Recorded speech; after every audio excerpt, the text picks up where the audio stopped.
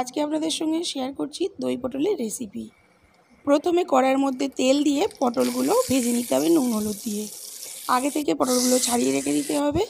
এবার একটা মশলা তৈরি করে নিতে হবে। এখানে 2 ইঞ্চি আদা, 4টি কাঁচা লঙ্কা, জিরে 1 চামচ, কাজু ও পোস্ত একসঙ্গে জল দিয়ে মিহি একটা পেস্ট করে নিতে হবে। এদিকে পটলটা ভাজা হয়ে গেছে, তুলে নিতে হবে।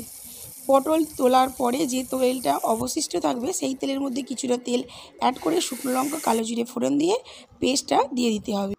মশলা ভালো করে কষানো হয়ে গেলে এর মধ্যে লঙ্কা গুঁড়ো, হলুদ গুঁড়ো, গোলমরিচের গুঁড়ো, লবণ দিয়ে আবারও ভালো করে কষিয়ে নিয়ে বাটি ধোয়া জলটা দিয়ে পটলগুলো দিয়ে দিতে হবে।